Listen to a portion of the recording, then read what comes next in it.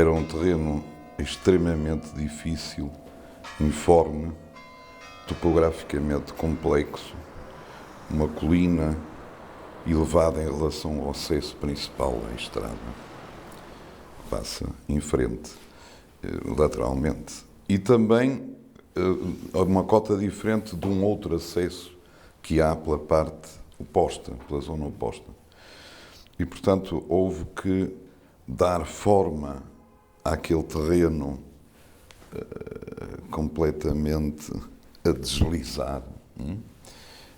E, para isso, foi utilizado a presença de um edifício não muito belo, mas geometricamente muito preciso, que podemos ver aqui na planta topográfica. Há aqui um edifício que se eleva por trás da colina onde se encontra a igreja e que era o único elemento sólido na zona. Portanto, eu, para além da topografia, procurei muito ligar a este volume, que se eleva, também é bem notório, em ângulo reto. E, portanto, este foi o início da geometria com que foi ocupada a colina. Depois, em relação ao isolamento da igreja, no que se refere ao centro paroquial, uma das razões foi de que, numa primeira fase, só se podia fazer a igreja, por razões económicas. Portanto, naturalmente haveria uma separação, uma fronteira entre a igreja e o centro paroquial. E, por outro lado, a implantação que estudei na mesma altura ajudou muito a incluir na composição geral essas casas, essas pequenas casas, que estavam a boiar, a flutuar naquele terreno. Portanto, procurei agarrar todos os elementos em torno, de maneira a dominar aquela topografia complexa e de maneira a fazer um todo dos volumes, desses volumes emergentes.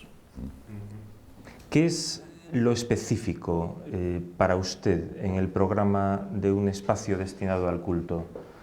O sea, ¿qué envergadura tienen para usted algunos conceptos clásicos en arquitectura religiosa como sagrado, liturgia o comunidad y cómo se han reflejado en este proyecto? Sim, o que retenho como mais significativo neste projeto, mais influente, o que retenho é um debate que existe hoje sobre o espaço da Igreja. E quando digo hoje, digo após o Concílio Vaticano, porque houve significativas decisões em relação à liturgia que afetam o espaço da Igreja e digamos que se está num período de uma certa instabilidade ou incerteza.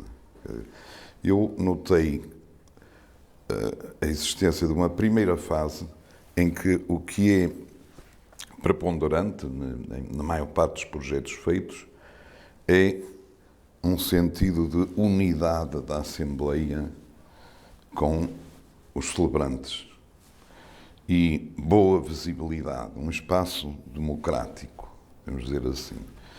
E as soluções foram tendendo para um anfiteatro, o que me parece que dominou essa primeira fase de resposta às modificações com o concílio é o sentido de a Igreja como um auditório.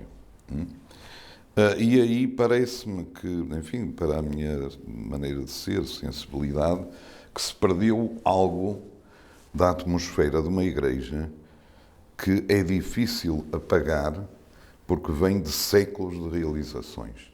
Quer dizer, por um lado, acontece que os exemplos históricos, os maravilhosos exemplos históricos, já não servem muito para um projeto após o Concílio Vaticano. Mas, na minha maneira de ver, também não se pode perder tudo isso. ¿Qué es lo que le ha llevado a elegir la planta longitudinal frente a otras opciones más utilizadas actualmente, sobre todo en Centro Europa, como la planta central o la forma de abanico? O que justifica, por exemplo, a opção de uma planta longitudinal tem muito a ver com essa sensação de que é preciso não perder algo que foi amadurecendo durante séculos, embora atendendo às modificações que o Concílio introduz no espaço da Igreja. Bom, eu trabalhei com teólogos da Diocese do Porto, eram 3 teólogos, além do padre da paróquia, conversamos muito. E uma coisa que notei é que nem sempre estavam de acordo na resposta a dar. Quer dizer, havia uma dúvida, havia uma incerteza, havia quase uma insegurança. E, portanto, eram contrapostas ideias diferentes em relação a certos aspectos da organização do espaço. Posso referir, por exemplo, a colocação do batistério. Para uns, o batistério deveria estar junto ao altar para que toda a Assembleia participasse da cerimónia. Para outros, deveria estar à entrada, porque para eles fazia mais sentido que a criança ou o adulto fosse batizado e depois então se inserisse na Assembleia. E eu acabei por optar, ou nós, com absoluta convicção ou com alguma dúvida por parte de alguns, mas eu acabei por optar por junto à entrada e do lado esquerdo. Isto é mais próximo do que se fez antes, imediatamente, do concílio, do que a maioria do que se fez depois. Não é? E isso teve a ver com outros aspectos.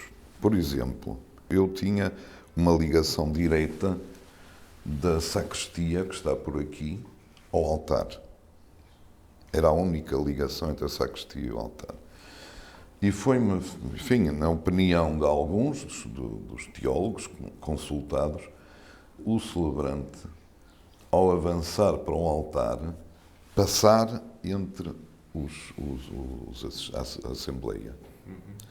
E, portanto, eu introduzi uma segunda porta para que da sacristia se pudesse passar para a nave e então, por um corredor central, por isso aparece com toda o rigor a simetria da Igreja, não é?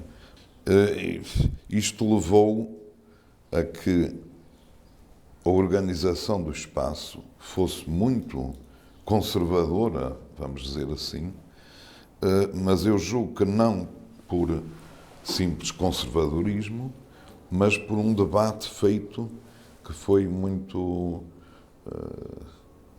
aprofundado, não é? Houve muitas reuniões para discutir estes assuntos. Bom, quanto à expressão da Igreja, eu não encarei este projeto de uma forma especial, do tipo dizer, bem, vou fazer uma igreja, religiosidade, espiritualidade e tal.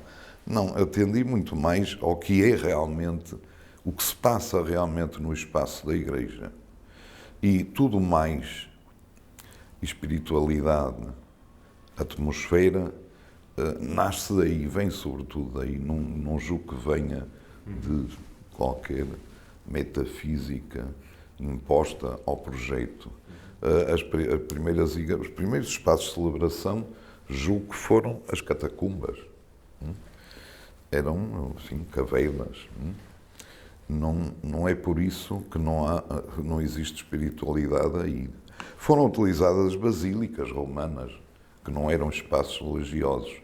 Portanto, eu acho que a forma como um espaço admite determinada celebração e a especificidade, os aspectos dessa celebração, que induzem num ambiente com a presença humana, com a presença de uma comunidade que tem ideias, pensamentos, em parte em comum.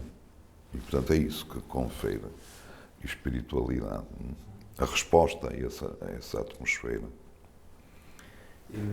En este sentido, se ve que en la Iglesia existe un contraste muy acusado, ¿no?, entre el énfasis que se le ha dado, por ejemplo, a las puertas o a la dimensión vertical del espacio y la falta de retórica de los elementos de culto. El altar, la sede, el sagrario, la imagen de la Virgen, que están situados a ras de suelo, casi, ¿no? O sea, ¿cuál es el objetivo que se buscaba con Sim, não é tão simples e banal que não tivesse dado origem a uma polémica sobre o assunto. Houve uma polémica. Eu, em relação ao espaço do altar, procurei observar, inclusivamente indo assistir a missas, observar o que são os movimentos no altar, que são complexos, variados. O padre está por trás do altar, agora virado para a Assembleia, uma modificação muito significativa depois do concílio, está por trás do altar, que neste caso é uma pedra, uma grande pedra maciça, em mármore, mas desloca-se ou para o púlpito, ou quando vai ao sacrário. Quando entra ou sai, quando chega ou parte, há 3 cadeiras, necessariamente uma cadeira central e 2 outras, mas ainda há um banco por trás, onde eventualmente há outros intervenientes na missa, na cerimónia. Há a cruz, além do sacrário, e há uma imagem, neste caso quiseram só uma imagem que dá o nome à igreja, que é a Igreja de Santa Maria. Portanto, há que dispor todos estes elementos funcionais e que atender a que desses movimentos não resulte uma certa confusão na cerimónia. Portanto, há quase que uma previsão de movimentos teatral.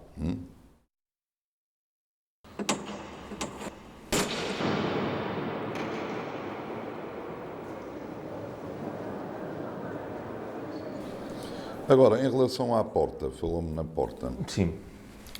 É claro que nós arquitetos trabalhamos muito, não só do que observamos em relação a um projeto específico, mas por referências que temos, memórias, coisas que nos impressionaram, todo o acumular de ideias que vêm da história da arquitetura como um todo. E a ideia daquela porta, para mim, veio de uma visita que me fez muita impressão, foi para mim muito impressionante, na Sicília, a um santuário que há próximo de Palermo, normando, e que tem realmente uma porta enorme, e quando eu cheguei, a porta estava aberta e ao fundo há um maravilhoso, enorme Cristo Pantocrata.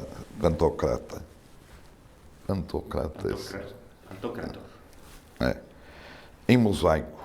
E, portanto, aquela imagem ficou-me na mente, não é? Eu realmente cheguei, é também numa colina, um bocado elevada, tinha a porta aberta e pá! Um mosaico dourado, uma coisa resplandecente.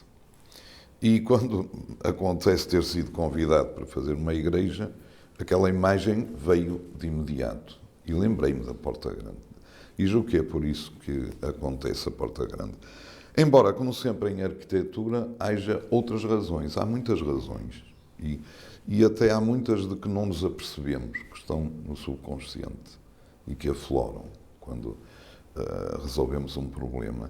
Uma das razões, julgo eu, é que eu tenho uma secção da igreja quadrada. Quer dizer, a largura é igual à altura.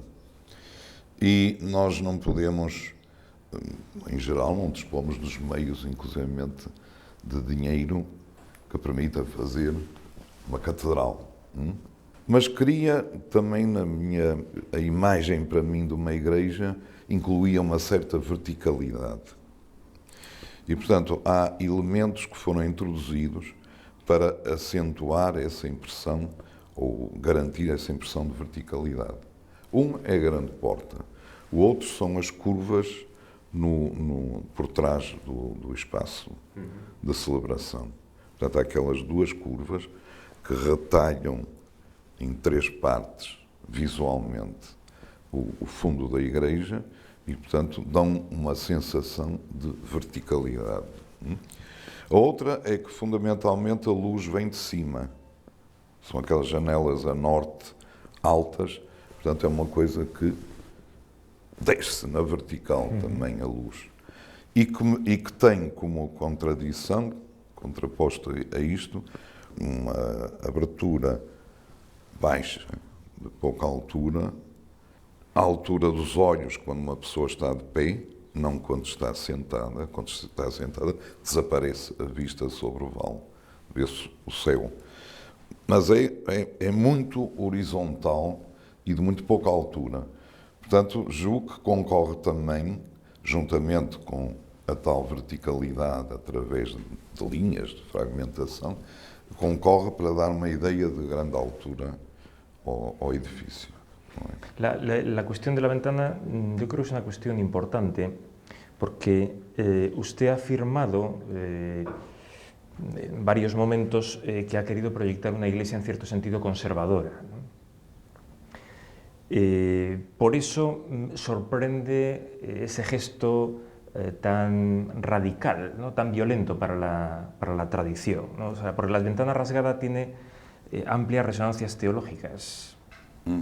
Porque hasta el Concilio Vaticano II todavía subsistía la convicción de que el espacio sagrado debería estar físicamente separado del exterior, ¿no? Del mundo profano, ¿no? Incluso separado visualmente.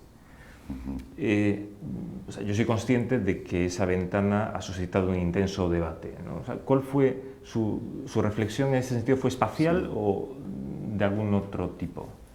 Não só espacial, também, referi já, mas não é o principal. E quando eu disse, e digo às vezes, que a Igreja é conservadora, digo contraposto a uma ideia de um espaço que não inclui praticamente, como acontece às vezes, nada da história da Igreja, do espaço da Igreja. Eu digo conservador no sentido de que não excluo a simetria, o corredor no eixo, a organização longitudinal, o batistério à entrada, etc, etc. E por isso eu digo conservador, também com alguma ironia, porque é o resultado de um debate que está em curso. Quer dizer, o concílio e as opções feitas, instruções em relação à liturgia, foi um passo. Mas creio que é evidente haver um debate sobre muitos dos temas.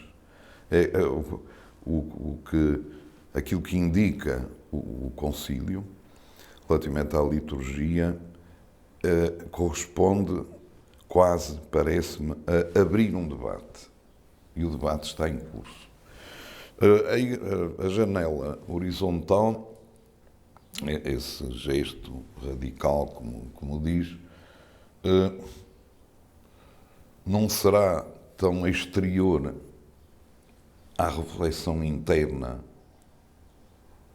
de que eu me apercebo na Igreja, sobre o espaço, a organização do espaço, porque nesse debate há muito de abertura, no sentido geral. Abertura da Igreja ao mundo, maior abertura ao mundo, aos problemas contemporâneos, aos assuntos, alguns muito delicados, em debate, onde há realmente ideias diferentes em jogo. Há polémica interna também, apercebam-me disso. E, portanto, essa janela corresponde também a uma recordação própria, se é legítimo entrar com isso nos problemas da arquitetura, mas eu lembro quando ia à igreja, habitualmente, tive uma educação católica, ia com os meus pais à igreja, que me sentia um bocado mal por ser escura, sem nenhuma vista para o exterior, só durante a prática, chamada o discurso do celebrante, os homens nessa altura vinham cá fora, fumar um cigarro e tal. En esta iglesia todo está diseñado, ¿no? Todo está controlado hasta el más mínimo detalle, ¿no? Los elementos litúrgicos, el mobiliario, etc. No siempre ocurre así, ¿no? Hace 2 años, por ejemplo, Rafael Moneo, en Venecia, hablando de la Catedral de Los Ángeles, se lamentaba de que no había podido proyectar los objetos de culto. En este caso, mi pregunta es, ¿esto ha sido posible por su prestigio como arquitecto en Portugal o ha sido una condición expresa suya a la hora de aceptar el encargo? Não, pelo meu prestígio, não. O meu prestígio traduz-se em enormes dificuldades, muitas vezes, no simples facto de aprovar um projeto. Agora, o que se deve é à personalidade, sobretudo, à personalidade do padre que conduziu esta construção de uma igreja na sua paróquia. O padre Nuno Higino, que era uma pessoa extraordinária, culta, um padre novo, culto, e com uma grande vontade de fazer uma igreja de raiz e ligada exatamente ao debate que existe sobre o espaço religioso. E foi ele que apoiou muito e realmente me deu a possibilidade de desenhar os objetos. Queria mesmo isso, não é? E tive também aí o apoio de teólogos, porque em relação a muitos dos objetos que aí estavam, eu tinha dúvidas sobre os aspectos da simbologia e tal. Portanto, conversei bastante para desenhar o sacrário, por exemplo, e bastante mais para desenhar a cruz, o que foi esse um processo muito difícil, quase até ser penoso. É sintomático que eu tenha feito a cruz, a tenha terminado e colocado 2 anos depois da igreja estar pronta, porque eu não conseguia chegar lá. E notei em relação à atividade de pintores e escultores em geral, no que se refere à arte religiosa, uma espécie de inibição. Inibição que eu próprio senti ao projetar e ao desenhar os vários objetos, porque realmente fizeram-se tanta cruz, por exemplo, fizeram-se tantas cruzes, milhões, ao longo do tempo e no espaço, que é uma imagem facilmente gasta. E, portanto, é muito difícil enfrentar esta tarefa. Eu lembro-me que a primeira cruz é quando se abre a porta, no chão, que é em mármore, e há 2 juntas que são aumentadas para fazer uma cruz. Quase ninguém se apercebe desta cruz.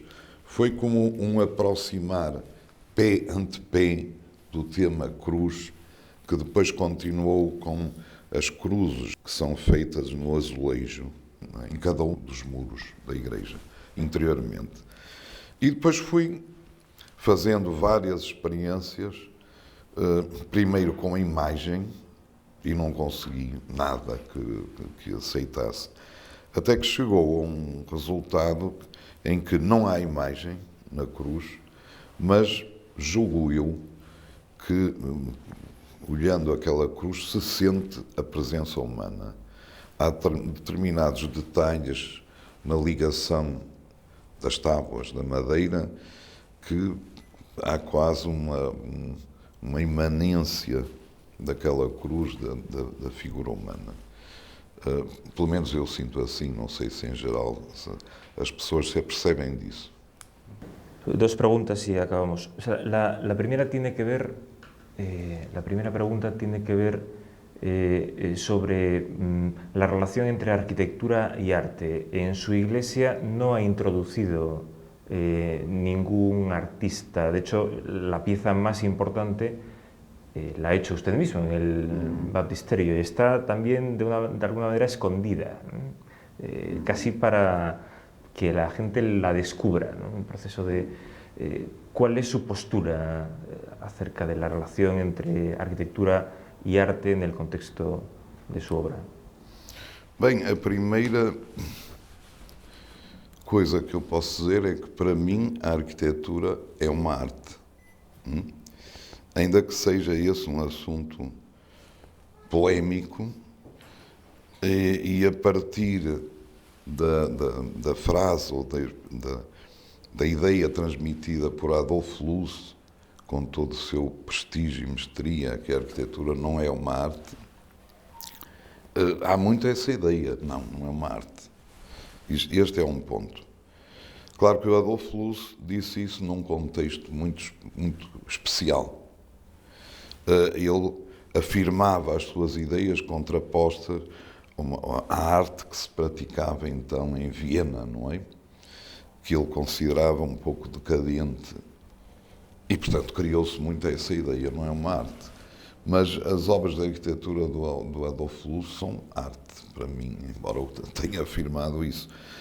Num arquiteto como o Corbusier, coincide em perfeita continuidade a arquitetura, a pintura e a escultura. Agora, há uma coisa que caracteriza muito o mundo moderno, o mundo contemporâneo, moderno, que é a criação de fronteiras entre as várias ações do homem e saberes. Quer dizer, não há já o humanista que sabe de tudo. Não é possível isso. E foi-se criando esta ideia da especialização, super especialização, fronteiras. Ora, entre a música, o cinema, o ballet, a escultura, a pintura e a arquitetura, há afinidades e há uma relação estreitíssima que é muitas vezes negada. Não, ballet é ballet, música é música. Há ligações muito fortes. E por isso eu vejo muito mais no sentido da prática do Corbusier, que não há linha de fronteira, embora saiba que muitas vezes é mal visto um arquiteto fazer uma pintura ou coisa assim. Mas para mim é perfeitamente natural. Bien, finalmente la última cuestión sería ¿cuál es su expectativa de cara a la conservación de la iglesia? La iglesia es un edificio que está pensado para durar muchos años. Mucha gente va a intervenir en su proceso de conservación, incluso podría añadirse elementos diferentes. También hay una cierta fragilidad en sus espacios, ¿no? Son espacios muy delicados, muy sentidos. Esta iglesia también está construida a partir de una cota hacia arriba con materiales frágiles, ¿no? ¿Le preocupa cómo puede envejecer la iglesia? Sim, isso tem muito a ver com, e esse aspecto não é muito considerado em relação na crítica da arquitetura, da disponibilidade de dinheiro. Portanto, claro que não podia fazer uma igreja com materiais ricos porque não havia dinheiro para isso, não é? Aquela igreja foi paga, o custo da igreja foi 1/3 do Estado e 2/3 de dádivas, ofrendas dos paroquianos, de imigrantes. O padre ia, por exemplo, aos Estados Unidos para conseguir algum dinheiro dos imigrantes de aí, a França, a Alemanha, e portanto foi assim que se reuniu o dinheiro suficiente para fazer a igreja, com grande dificuldade. É certo que é frágil. Não será um caso único nas igrejas, porque pensamos sempre em catedrais, construções urbanas de grande qualidade, etc. Mas há outras coisas, por exemplo, na paisagem portuguesa, igrejas do século XVIII, há quantidades, e 17, há quantidades de igrejas que são revocadas. Pronto, e portanto vivem de uma manutenção constante. Portanto, a manutenção desta igreja depende, antes de mais, da ligação da população à igreja. Se a população mantiver a sua religiosidade e, portanto, frequentar a igreja, tiver uma ligação especial àquele espaço comunitário, ela seguramente será mantida. Também pode acontecer haver modificações na liturgia, como houve agora e tal, e, portanto, também se ter que alterar. Por exemplo, muito perderam algumas igrejas quando se virou o altar, ou o celebrante, para a Assembleia. Muitas vezes o espaço de igrejas antigas, de grande qualidade, perdeu consistência com este girar do celebrante em relação à Assembleia. Perdeu a lógica, a coerência, a razão de ser. Não é? Eu lembro que um dos problemas com que me debati foi o que fazer na parede de fundo da igreja. A parede de fundo era para onde se virava o celebrante. E daí surgia toda aquela riqueza, retábulos, madeira dourada, imagens, esculturas, luz, vitrais, porque era para onde olhava o celebrante. Quando o celebrante vira costas a esta parede, o que fazer dela? E, portanto, tive aí uma grande dificuldade que resolvi, no caso desta igreja, com 2 entradas de luz por trás do altar, imediatamente. É uma luz que vem do alto e, portanto, é uma luz não intensa, que dá quase como uma vibração por trás da figura do padre. E há, portanto, coisas que mudam muito de sentido, significado, e isso, por si só, poderá trazer modificações ao longo dos anos da Igreja, mais do que a degradação física, porque se mantém o desejo de ir a uma igreja, de ir à missa, de seguir a Igreja Católica, então ela será mantida.